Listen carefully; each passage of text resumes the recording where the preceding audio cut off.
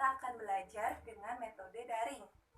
Dikarenakan adanya pandemi COVID-19, sehingga kita diharuskan untuk tetap stay di rumah saja dan pembelajaran dilakukan secara online atau daring untuk menghindari kerumunan dan menghambat penyebaran virus corona. Nah, Ibu harap kalian dapat memperhatikan penjelasan materi yang Ibu sampaikan pada pertemuan kali ini. Baik, untuk pertemuan kali ini kita akan membahas materi tentang teorema Pythagoras. Nah, sebelum masuk ke materi kali ini, kita akan mereview mengenai luas persegi. Luas persegi yaitu sisi kali sisi, yang mana sisi kali sisi sama dengan sisi kuadrat. Sebelumnya kalian tentu pernah mendengar teorema Pythagoras. Nah, pada dalil teorema Pythagoras yang berbunyi, pada sebuah segitiga siku-siku, kuadrat sisi miring atau hipotenusa sama dengan jumlah kuadrat sisi-sisi lainnya. Misalkan ibu punya segitiga siku-siku. Nah, dengan sisi-sisinya yaitu A, B, C. Nah, pada segitiga siku-siku ini terdapat 3 sisi, yang mana sisi A kita sebut penyiku 1. Nah, kemudian sisi B kita sebut penyiku 2. Nah, sisi C atau sisi miring kita sebut hipotenusa.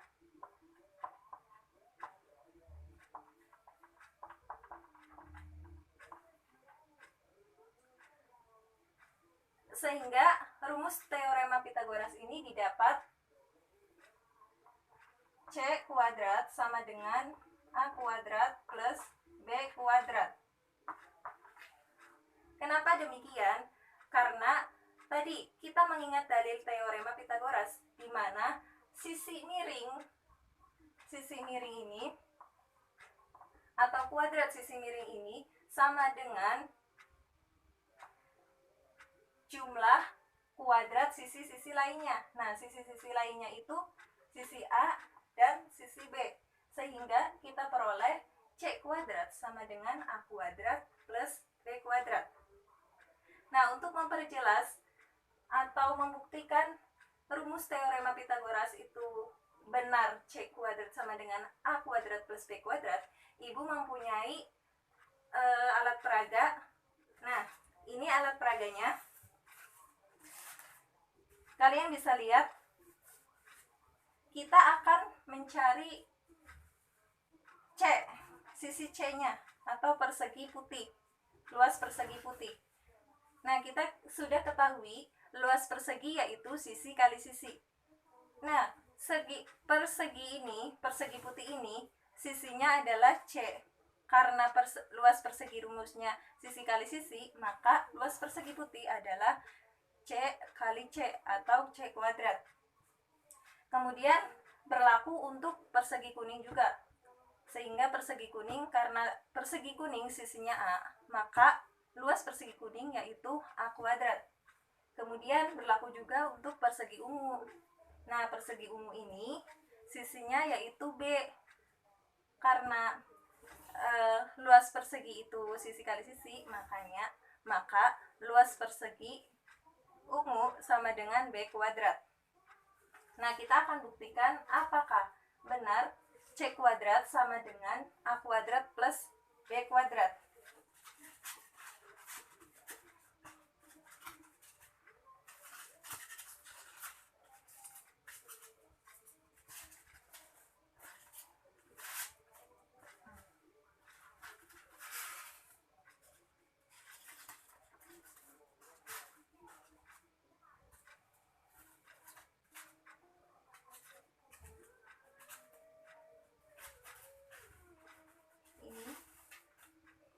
Buktikan bahwa C kuadrat sama dengan A kuadrat plus B kuadrat.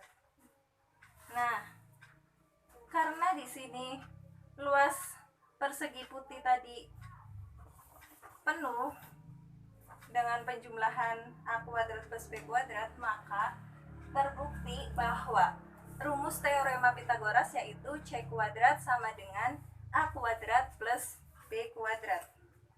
Nah, kemudian untuk memperjelas atau agar kalian lebih paham pada pertemuan kali ini, Ibu akan memberikan contoh soal terkait materi kita pada kali ini.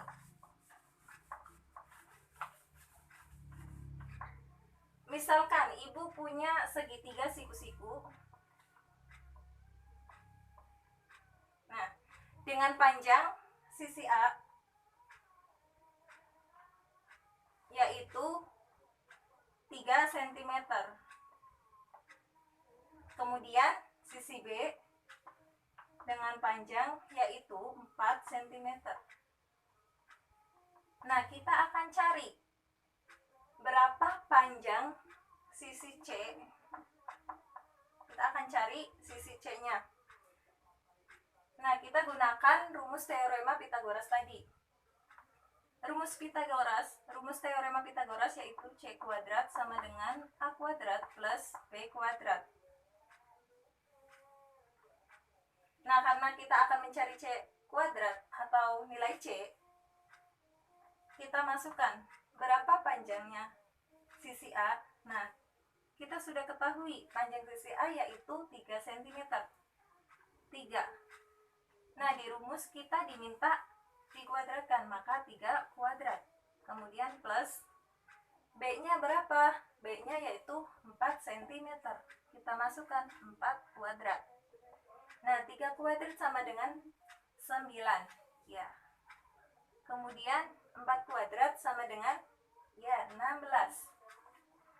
Maka jika kita jumlahkan, hasilnya yaitu 25. Karena di sini masih bentuknya C kuadrat dan yang kita butuhkan adalah nilai C, maka C sama dengan akar 25. Akar 25 adalah 5. Ya, benar. Maka kita telah memperoleh nilai C-nya yaitu 5 cm.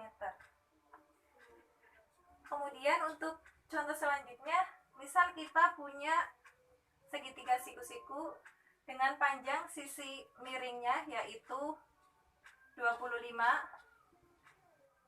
sisi yang terkecil yaitu 7. Nah, yang kita tanyakan panjang sisi penyiku 2 atau yang kita sebut B. Panjang sisi B. Nah, kita gunakan rumus teorema Pitagoras yang tadi, C kuadrat sama dengan A kuadrat plus B kuadrat.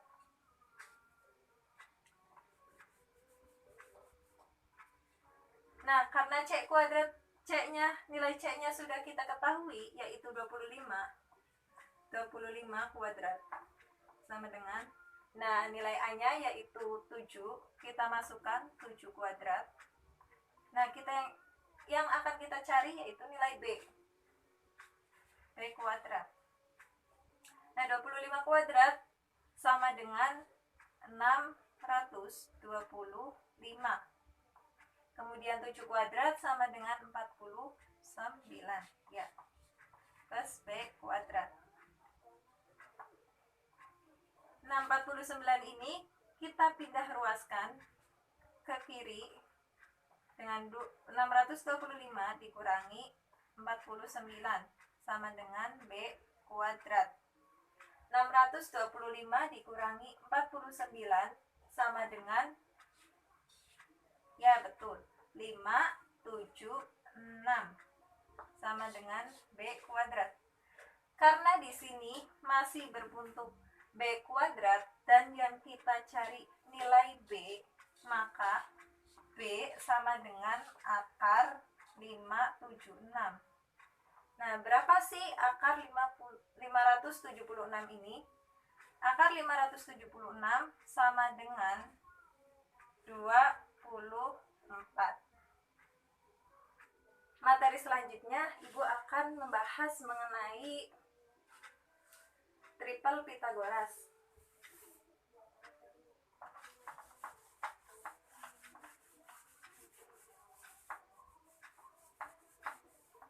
Triple Pythagoras.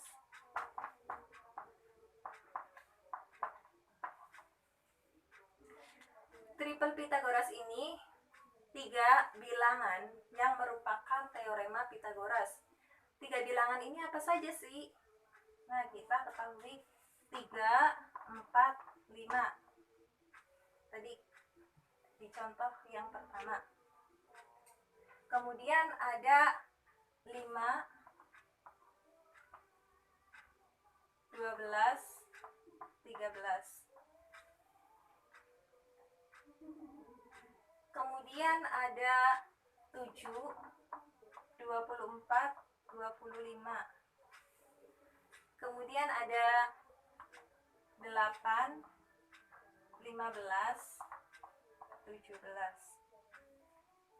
Dan seterusnya berlaku untuk kelipatannya.